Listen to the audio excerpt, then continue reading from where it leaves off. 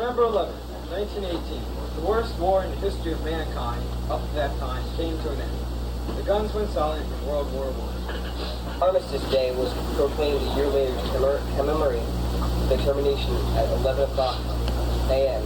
of World War I. The silence, unfortunately, did not last as long as the world's hoped. 20 years later came World War II. But this special day, called Veterans Day since 1954, is observed annually in the United States to honor all those living dead who served with the armed forces in wartime. And after the World Wars, the Korean conflict, Vietnam, Grenada, and Desert Storm, men and women of America, of all races and creeds, from all walks of life, left home and heart to serve their country. More than a few genuine patriots came from this community. Down through the decades of this century, our town and our schools gave up their youngsters to fight and sometimes to die for freedom. And after the World Wars, the Korean conflict, Vietnam, and Desert Storm, men and women of America, of all races and creeds, from all walks of life, left home and heart to serve their country. On November 11th, 1918, the worst war in the history of mankind up to that time came to an end. The guns went silent in World War I. Armistice Day was proclaimed a year later to commemorate the termination at 11 o'clock a.m. of World War I. The silence, unfortunately, did not last as long as the world hoped. 20 years later came World War II. This special day, called Veterans Day, since 1954, is observed annually in the United States to honor all those living and dead who served with the armed forces in wartime. And after the World Wars, Korean conflict, Vietnam, Grenada, and Desert Storm, men and women in America, all of races and creeds, from all walks of life, came home and heart to serve their country. More than a few genuine patriots came from this community. Down through the decades of the century, our towns and our schools gave up their youngsters to fight and sometimes to die for freedom. After the World Wars, the Korean conflict, Vietnam, Grenada, and Desert Storm, men and women of America of all races and creeds, from all walks of life, left home and heart to serve their country. On November 11th, 1918, the worst war in the history of mankind up to that time came to an end. The guns went silent in World War I. Armistice Day was proclaimed a year later to commemorate the termination at 11 a.m. of World War I. And after the World Wars, the Korean conflict, Vietnam, Grenada, and Desert Storm, men and women of America, of all races and creeds, from all walks of life, left home and heart to serve their country. But this special day, called Veterans Day, since 1954, is observed annually in the United States to honor all those living and dead who served with the armed forces in wartime. Silence, unfortunately, did not last as long as the world hoped. 20 years later came World War II. As we remember those who served and died in wars fought to make the world safe for democracy, we might give some thought as to how we can make democracy safe for the world. On November 11th, 1918, the worst war in the history of mankind up to that time came to an end.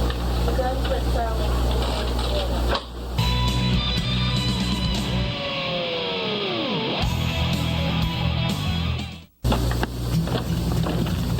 How you doing?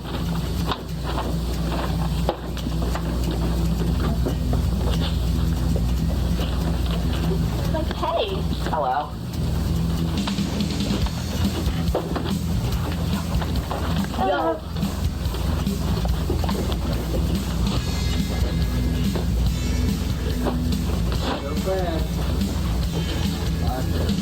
yo, hi, like, how you doing? Like, hello.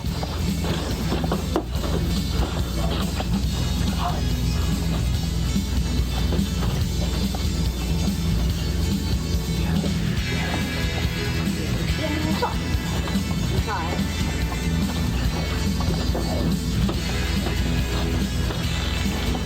Hi.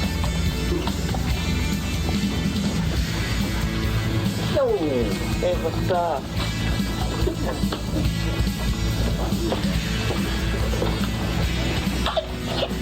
Dude, how you been? Yo, stop! Yo.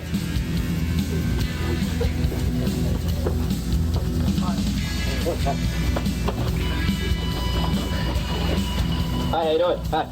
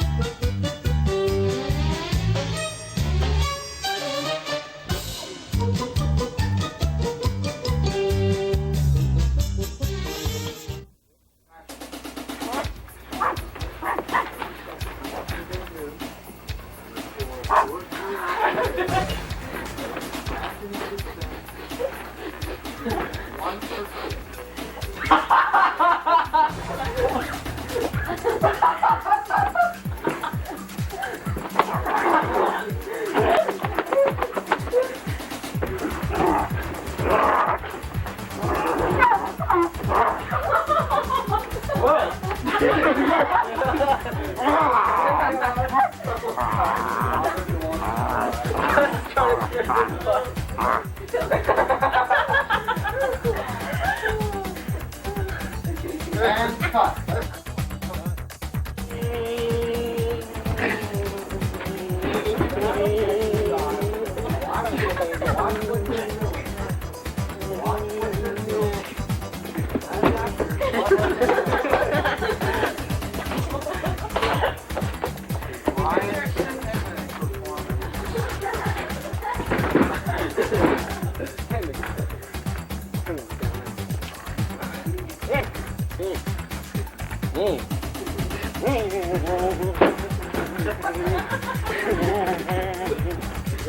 Ow, bug burn. And cut.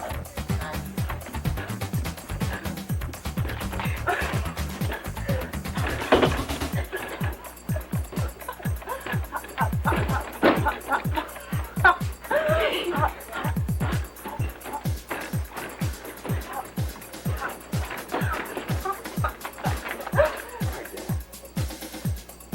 Action.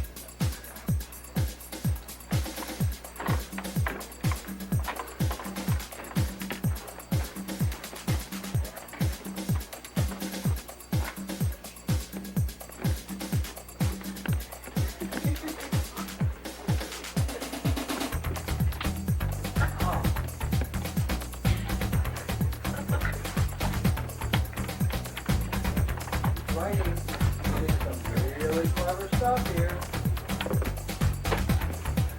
And cut.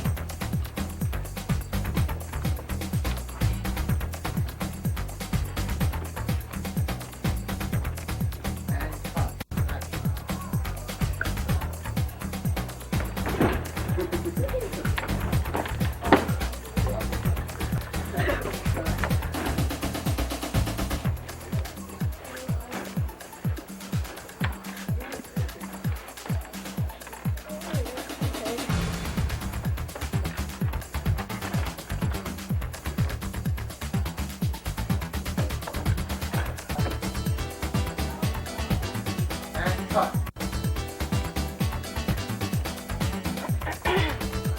To work, please do your job, thank you.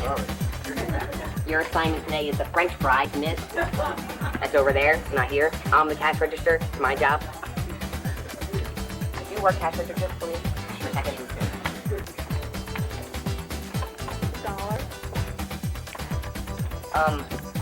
I told him he works the cash register. You can... I'm doing it. You're not getting paid by commission. I'm talking to her.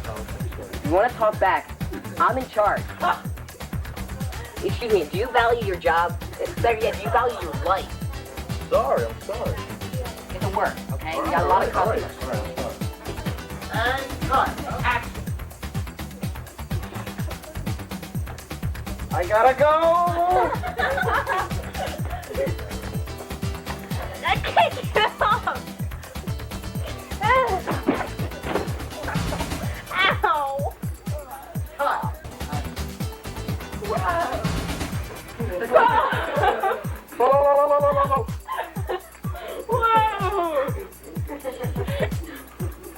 Paddle! Paddle! Keep it going! Come on!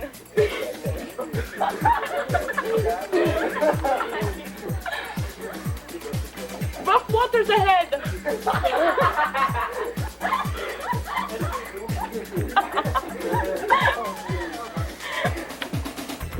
We move in! Okay, and cut.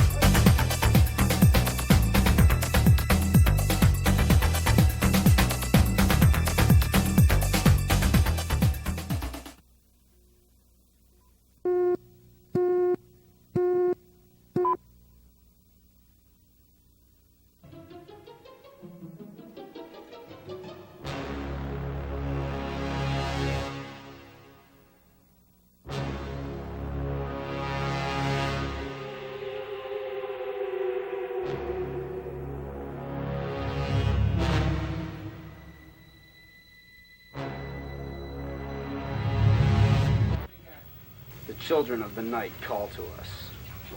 Mortals do not hear their cries, their beloved call, until it is too late. But you, my son, you can hear the children of the night because you are one of us. It is one of the signs of immortality. Yes, I know how you feel. The sense of loneliness, the bitterness, but these are human emotions. And you, my boy, are not one of them. Did you see these scores? I went over them twice. And then I had George check the answers. This entrance examination, it's incredible. The principal will never believe this. But I was in the room with the kid the whole time. There was no other person there. He even finished an hour ahead of schedule. He scored a perfect 100. You've got to be kidding. Wait a minute. You're a junior, for Pete's sake. He's an underclassman. He just enrolled here last week. You don't know anything about him. I'll admit he's not bad looking. His clothes are original. But he never opens his mouth. I mean, have you ever heard him say one word? He doesn't even drive. Do you know how it is to never fit in? I don't mean just once in a while, but never fit in! Can you imagine what it's like to be the outsider? The one who doesn't belong? No matter where I am, I'm always the outcast. I never have belonged in this world. Sounds stupid, doesn't it? I want to know more about this young man. After all, he just moved into town. Where did he come from? Who are his parents? What do they do for a living? And his mother and father still living together? Is he part of a blended family? Does he have any brothers or sisters? Where does he get this clothing? I don't know. This town is about the same as most places, I guess. But I know how you feel. My folks and I moved out from Cicero, Illinois. I thought I'd never make any friends. I didn't know anybody, and we got here in the middle of the year. It was tough. Boy, I wanted to go back to Illinois so bad. But pretty soon you start to make friends and fit in. The policies of the school district and the regulations set down for us by the State Department of Education state very clearly that every student new to the school system must have a complete physical examination performed by either a school doctor or a licensed physician within 10 working days of the student's enrollment. There are no exceptions whatsoever. Do you know how it is to never fit in? I don't mean just once in a while, but never, ever fit in. Can you imagine what it's like to be the outsider? The one who doesn't belong? No matter where I am, I'm always the outcast. I never have belonged in this world. Sounds stupid, doesn't it? Well, I say he's a geek. Any guy who doesn't play sports is a dweeb. How do I know he doesn't play sports? Because he didn't come out for football or soccer, even cross country. Okay, he didn't join the marching band, but that doesn't prove anything. He stays by himself in the cafeteria, and he never hangs out with anybody. He's a geek. You have excellent manners. In my day, all young people behaved like you. They remembered to say, yes, sir, and no, sir, and thank you, and please. And if they didn't, boy, I'll tell you. They had a lot of time to stand and think about it, not like today. These kids are selfish and self-centered and show no breeding whatsoever. You're an exception. You're different. I like that. It's called a Sadie Hawkins dance because the girls invite the boys. Usually, the boys ask the girls to a dance. Where did you say you come from? You never went to a school dance before? In your whole life? Well, you don't really have to know how to dance. At least for the slow songs. And everybody will be there. And refreshments? What's that? To drink? Usually it's fruit punch. Why? Oh, please, man. You know how it is to never fit in? I don't mean just once in a while, but I mean never, ever fit in. Can you imagine what it's like to be an outsider, the one who doesn't belong? Man, no matter where I am, I'm always the outcast. I never belong in this world. Sounds stupid, doesn't it? The children of the night call to us. Mortals do not hear their cry. Their beloved call until it is too late. You, my son, you are one of them. It is a sign of immortality. Yes, I know how you feel. The sense of loneliness, the bitterness, but these are human emotions. And you, my boy, are not one of them. Did you see these scores? I went over them twice, and then I had George check the answers. The entrance examination? It's incredible. The principal will never believe this, but I was in the room with the kids the whole time. There was no other person there. He finished an hour ahead of schedule, and he scored a 100%. You've got to be kidding. Wait a minute. You're a junior. For Pete's sake. He's an underclassman. He just enrolled here last week. You don't know anything about him. I'll admit he's not bad looking, and his clothes are, well, original. But he never opens his mouth. Tell me, if you ever heard him say a word, he doesn't even try. Do you know how it is to never fit in? I don't just mean once in a while, but never, ever fit in.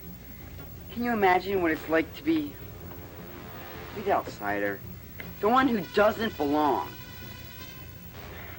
No matter where I am, I'm always outcast. I've never belonged in this world. It sounds stupid, doesn't it?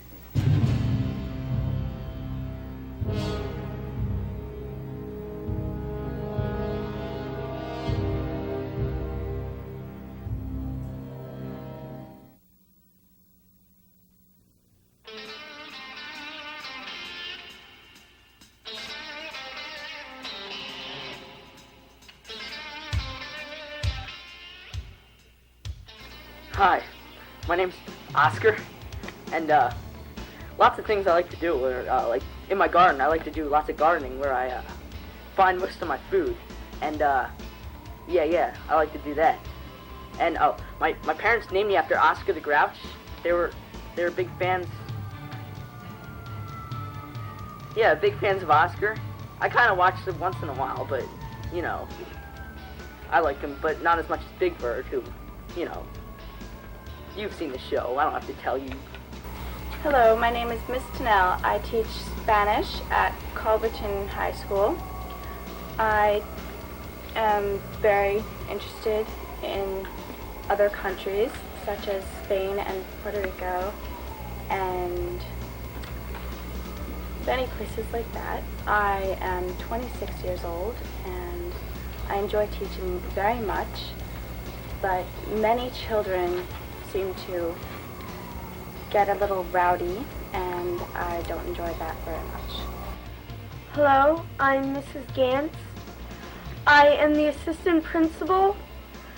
I will be taking over while the principal is in the hospital. I will try to do my best to get to know the students and take over for the principal.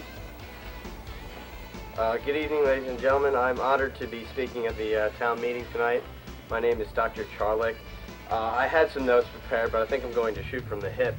Have you all been hearing these sirens that have been going by tonight? In case you don't know what this all is, these sirens are going on because the house about 2 blocks down is burned to the ground tonight.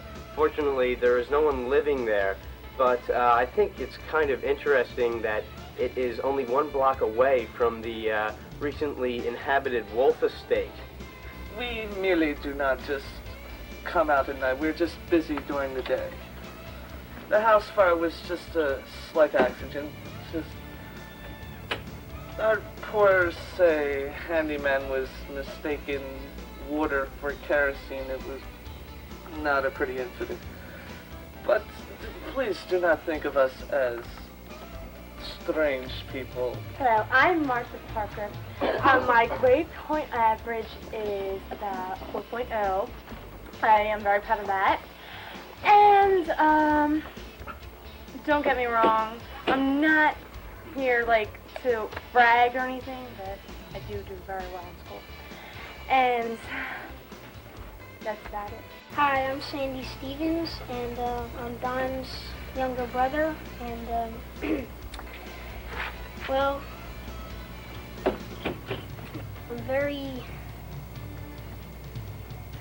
I don't know, I'm kind of curious about the wolf family that lives near us, and Hi, I'm Roscoe Dunbar, 007, Jaws, and I go to Coverton High School, whatever it's called, and I've been here since way back. Wow. Hi, my name is Alyssa Montgomery, and I go to Covington High School. I'm in 10th grade, and there's this new kid, Ian, and well, I think he's, kind of cute now, and really interested. My grandfather used to tell me about, like, stories about their family, and I find it really interesting, and that the last name's Wolf. Chapter 1. My name is Margot Wolf. I was born in Transylvania, and I'm now living in America. Can't believe I'm here because no, that's not right. Chapter 1. Hi, I'm Ken Mead, and I like adventure. I'm real into that thing. I like doing all curious things. I like finding things. And this wolf family that moved into this town, they're bothering our people. And I'm gonna get to the bottom of it. There's something behind them. I know there is. They're gonna terrorize this town. They're gonna do something real bad to this town, and I'm gonna find out before anyone else does. There's a big mystery behind this, and I'm gonna find it. All right. I'm G. Tidlight Esquire. I'm the legal representative for the Wolf family. I handle all their legal problems, anything, their taxes, their schools, anything that comes up.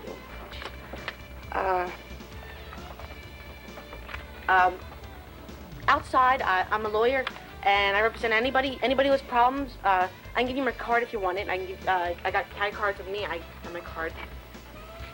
Hi, I'm Damien. You may know my cousin. His name is Ian. Some kids around here really like him now. But I don't. I think he's a traitor to the family. I think he's spineless. Nobody around here knows me. They all know Ian.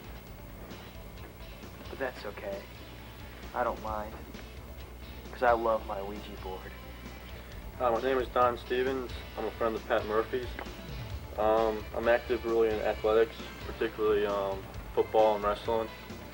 I'm really interested in the new kid and his family. I'm not sure really what his name is. And I'm trying to really get a scholarship to a forget what college it is, but basically I'm trying to keep my grades up, trying to keep it above level, and basically that's about it. I'm just a normal kid. Hi, I'm Pat Murphy. I'm a sophomore. I'm 15, and I'm thinking about joining some sports teams to be with my friends, but I'm not sure yet. I like school a little bit. It's fine. It's pretty hard, but it's okay. I like cars and TV. I'm just sitting around doing nothing. I'm Ian Wolf. I'm 15 years old. I